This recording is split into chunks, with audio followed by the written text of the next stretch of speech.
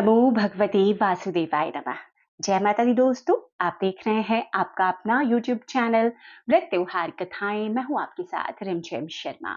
आप सभी भक्तों का एक बार फिर से कार्तिक मास महात्म्य के इन कथाओं में बहुत बहुत स्वागत है। आज इस कथा में मैं आपको एकादशी को भगवान के जगाने की विधि, कार्तिक व्रत का उद्यापन और अंतिम 3 तिथियों की महिमा के साथ ही ग्रंथ का उपसंहार सुनाने जा रही हूँ। तो सभी भक्त प्रेम पूर्वक कथा का श्रवण करें।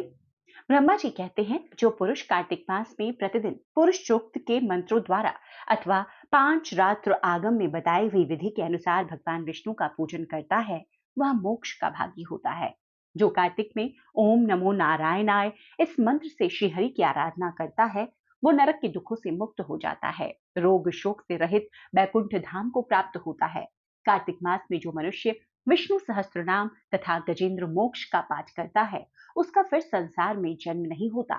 सुव्रत जो कार्तिक मास में रात्रि के पिछले पहर में भगवान की स्तुति का गान करता है, वह पितरों सहित श्वेत दीप में निवास करता है।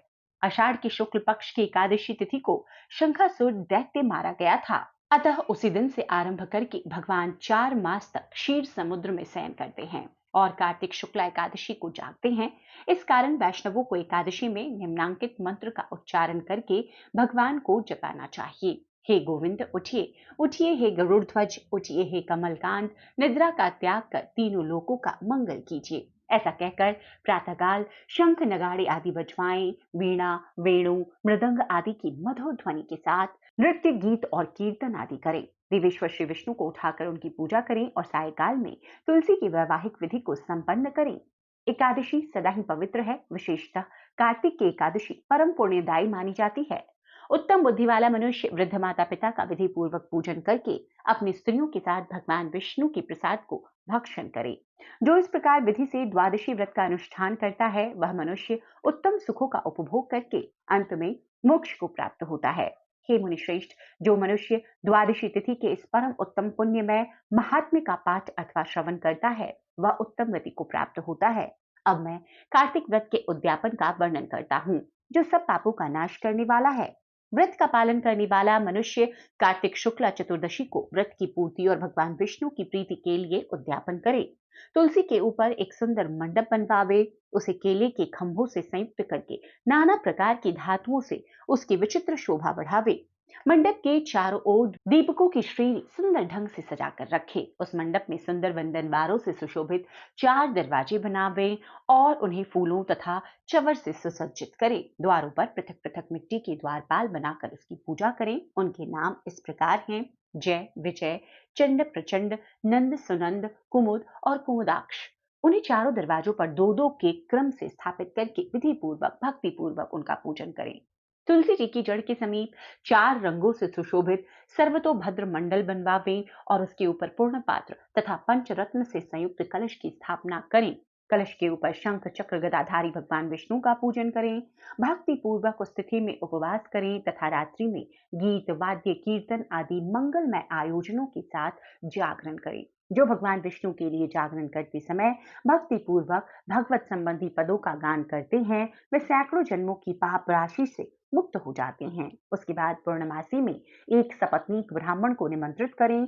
प्रातःकाल स्नान और देव पूजन करने वेदी पर अग्नि की स्थापना करें और देव पूजन करके वेदी पर अग्नि की स्थापना करें और अतो देवः इत्यादि मंत्र के द्वारा देवाधिदेव भगवान की प्रीति के लिए तिल और खीर की आहुति दें। होम की शेष विधि पूरी करके भक्ति पूर्वक ब्राह्मणों का पूजन करें और उन्हें यथाशक्ति दक्षिणा दें। भगवान द्वादशी तिथि को शयन से उठें, त्रयोदशी को देवताओं से मिलें और चतुर्दशी को सबने उनका दर्शन एवं पूजन किया, इसीलिए उस तिथि में भगवान की पूजा करनी चाहिए। गुरु की आज्ञा से भगवान विष्णु की सुवर्णमयी प्रतिमा का पूजन करें। इस पूर्णिमा को पुष्कर तीर्थ की यात्रा श्रेष्ठ मानी गई है। नारद कार्तिक मास में इस विधि का पालन करना चाहिए। जो इस प्रकार कार्तिक के व्रत का पालन करते हैं, वो धन्य और पूजनीय हैं। उन्हें उत्तम फल की प्राप्ति होती है।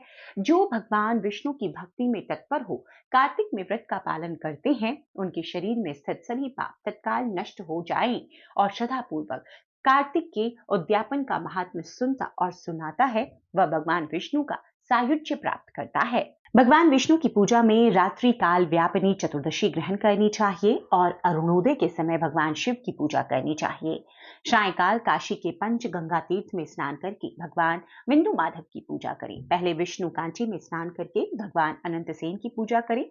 फिर रुद्र काची में स्नान करके ओंकारेश्वर अग्नि तीर्थ में नहाकर भगवान नारायण की रेतुदक में स्नान करके केदारेश्वर की, प्रयाग की, यमुना में नहा करके भगवान वेणी माधव की और फिर गंगा में स्नान करके संगमेश्वर की पूजा करें। जो ऐसा करता है उसकी सब प्रकार की संपत्तियां अधीन हो जाती है। कार्तिक मास की शुक्ल पक्ष के अंतिम 3 पुण्यमयी तिथियां वे त्रोदशी, चतुर्दशी और पूर्णिमा कल्याण करने वाली मानी गई है।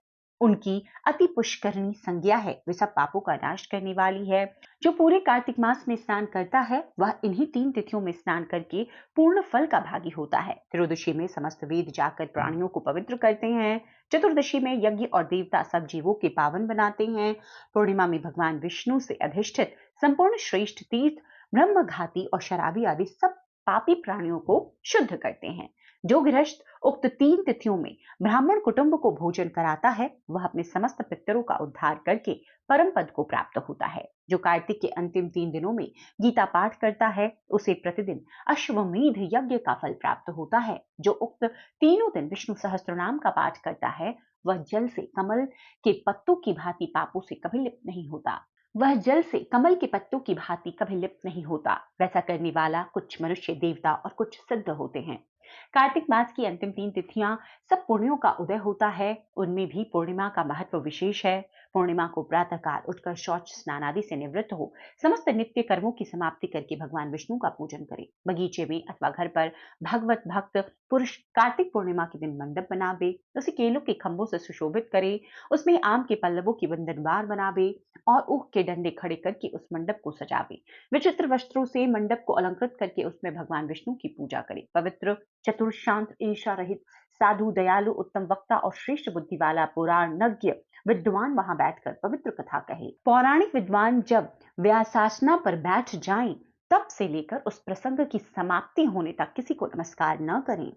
जहां दुष्ट मनुष्य भरे हुए हों, जो शूद्र और हिंसक प्राणियों से घिरा हुआ हो अथवा जहां जुए का अड्डा हो, ऐसे स्थान पर बुद्धिमान पुरुष पुण्य कथा न कहें। जो शुद्ध और भक्ति से संयुक्त, अन्य कार्यों की अभिलाषा न रखने वाले, मौन, पवित्र एवं चतुर हों, वे ही श्रोता पुण्य के भागी होते हैं। जो मनुष्य बिना भक्ति के तथा अधम भाव से लेकर पवित्र कथा को सुनते हैं उनको पुण्य फल नहीं प्राप्त होता।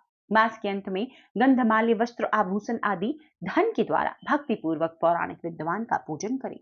जो मनुष्य कल्याणमयी पुराण कथा को सुनाते हैं वे 100 कोटि कल्पों से अधिक काल तक ब्रह्मलोक में निवास करते हैं। जो पौराणिक विद्वान के बैठने के लिए कंबल, मृगचर्म, वस्त्र, चौकी अथवा पलंग देते हैं, जो पहनने के लिए कपड़े देते हैं, वे ब्रह्मलोक में निवास करते हैं। यह कार्तिक महात्म्य सब रोगों और संपूर्ण पापों का नाश करने वाला है। जो मनुष्य इस महात्म्य को भक्ति पूर्वक पढ़ता और जो सुनकर धारण करता है वह सब पापों से मुक्त हो भगवान विष्णु के लोक में जाता है। जिसकी बुद्धि खोटी हो जाए तथा जो श्रद्धा से हीन हो, ऐसे किसी भी मनुष्य से यह महात्म्य नहीं सुनना चाहिए। सूर्य जी कहते हैं, ब्रह्मा जी के मुख से इस प्रकार कार्तिक महात्म्य की कथा सुनकर नारद जी प्रेम में मग्न हो गए। उन्होंने ब्रह्मा जी को बारंबार प्रणाम किया और स्वेच्छानुसार वहां से चले गए। तो इस प्रकार कार्तिक मास महात्म्य की यह कथा यहाँ पर समाप्त होती है। आगे के अध्यायों को मैं आपके साथ लगातार सुना रही हूँ। तो आज इस अध्याय को यहीं पर समाप्त करती हूँ। अगले अध्याय के लिए जरूर व्रत त्योहार कथाएं आपकी अपने YouTube चैनल के साथ बने रहें। कथाएं पसंद आ रही हो तो लाइक जरूर करें। चैनल पर पहली बार आए हैं, इस तरह की कथा अच्छी लगती है तो चैनल को सब्सक्राइब भी जरूर कर लें। वीडियो देखने के लिए बहुत बहुत शुक्रिया। जय श्री हरि विष्णु, जय मां लक्ष्मी।